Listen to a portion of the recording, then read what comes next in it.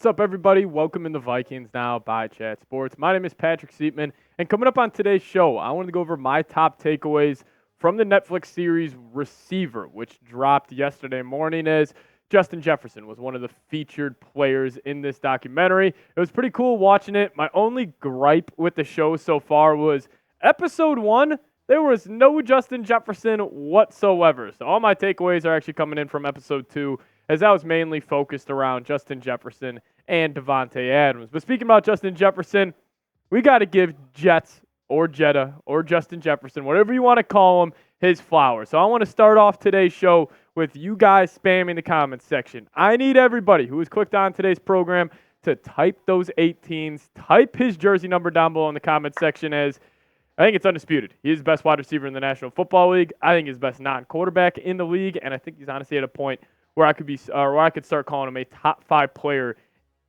in the entire league. So type his jersey number down below in the comments section. My number one takeaway from watching this episode 2 was he is an ultra competitor. Like, just watching him go in and out of the day of life, like, you can see his top priority is just winning football games. Like, and he also, the one thing I loved was he knows his self-worth too. Like, he knows how special he is. He talked about it when he was mentioning the contract negotiations. He was like, hey, I broke almost every single receiving record throughout my first 3 years of his career. I just love that part of him. And the thing that I specifically loved the most about Justin Jefferson in this documentary was they showed a clip of him during the Eagles game. If you guys remember, it was he fumbled outside of the end zone, and it was just brutal. So I love seeing how upset Jefferson was after that fumble. Kevin O'Connell and Kirk Cousins actually chimed in on it, and, they raved about that as well. So, just seeing that ultra fire, that ultra competitive nature come out from him is great. And I always think about,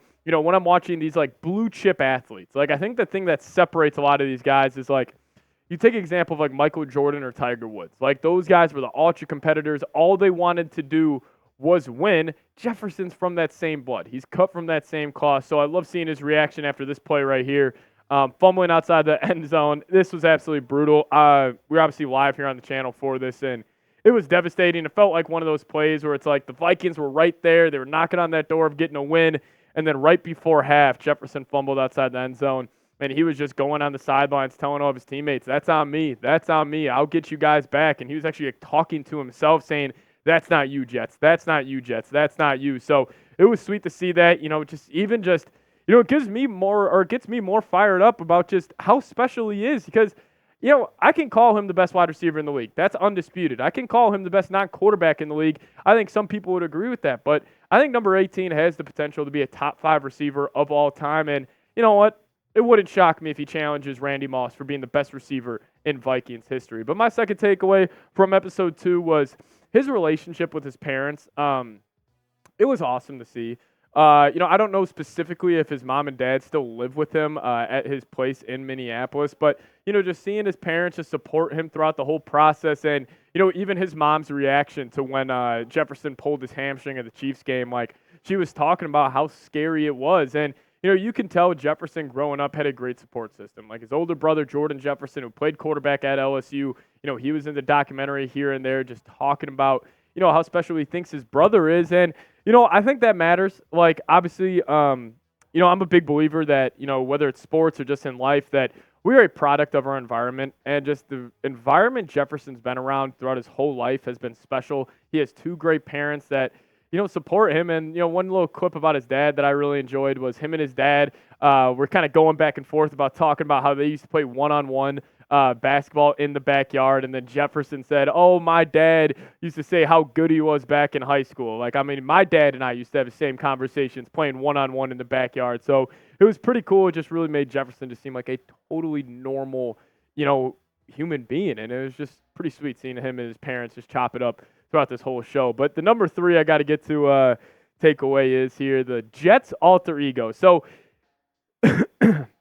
I've heard about this through a couple quotes that came out last year about Kevin O'Connell talking about, Jets. And, it was pretty funny that Jefferson just pretty much just attacked it head on. He was like, yeah, when I'm off the football field, I'm cool, I'm calm, I'm collected, and my name's Justin. Like, I like to chill, I like to play video games. And then he said when Jets is on there, he's the ultra competitor, and he actually talked about putting his chains on, as that was like the transition from Justin to Jets, and I thought that was pretty funny as well. But he showed off the sweet little jet chain, and there is no doubt Jets is one of the best players in the league. It's so funny. Like now when I talk about Jets, I feel like I'm talking about Jefferson on the field, and then when I talk about actually Justin Jefferson, I feel like we're talking about him off the field. After this documentary, but there's no doubt he has been, fantastic for Minnesota. I mean, his career numbers still don't seem real to me.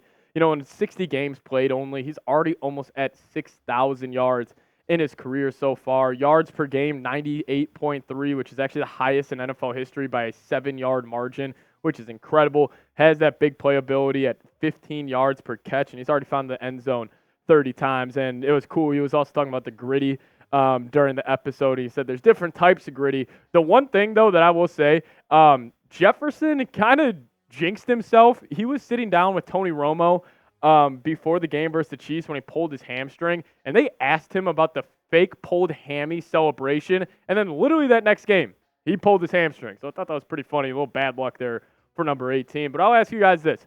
With obviously some question marks at the quarterback position with Sam Darnold or rookie J.J. McCarthy, how many yards do you think Justin Jefferson will get this season? I'm going to put the over-under at 1,350.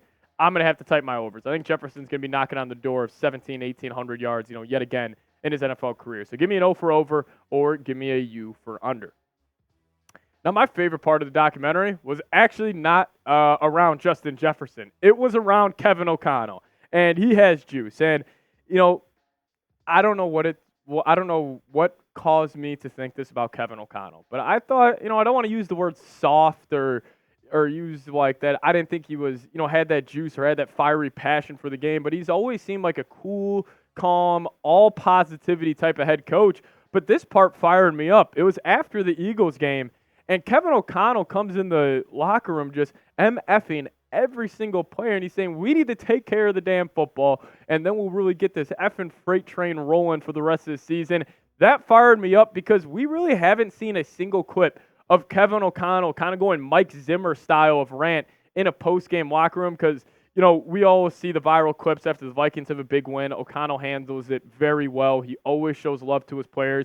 He hands out about 20 different game balls for every Vikings victory, but seeing that after that loss, because the thing I loved about that the most was I remember after that Eagles loss, I was devastated. I was fired up because I felt like the Vikings were a very good football team last year. It was just the turnovers were a killer, and Kevin O'Connell hit that right on the head. He says, we need to take care of the damn football if we want to win some football games. So love seeing that side of KOC. Honestly, it gets me even more bought in to who he is as a head coach. But number 5 for me, and this is kind of a funny one here, but I put he's a candy addict, and it put a huge smile on my face because Jefferson, he's 24 years old, I'm 24 years old, and just seeing Jefferson just act like a kid in his house. He was showing off like his Sour Patch Kids. He was showing off his chocolate candy he had. I thought it was pretty cool, just making him even seem more relatable. And I'll tell you what, as a candy addict myself, I respected this because I think we have this notion that, these top tier athletes, or if you want to reach your elite, athletic potential, you got to have a super clean diet. You got to, really take care of your body. But, some people are just blessed enough with a good enough of metabolism like Jefferson clearly is, as he is just an absolute candy addict. So I thought that was pretty cool. And then also Jefferson's mom made a funny comment. She was like, I didn't buy that candy for you. I bought it for all your friends when you came over. And I'm sure Jefferson is just slamming that home, every night, just eating Sour Patch Kids. So as a, personal candy addict myself, I guess me and Jefferson have more in common than I originally thought. But if you guys did make it to the end of today's video, first off, just want to say thank you so much. Dog days of the off season, but just wanted to give you guys my thoughts on what I saw from the Netflix, documentary. So if you guys made it to the end, give me a SKOL down in the comments section. I'll show you guys some extra love down there. And always, guys, make sure you guys are subscribed. Training camp is ramping up in 16 days from now. So make sure you guys are subscribed. Turn on those notifications, and we'll see you guys next time. As always, SKOL Vikes.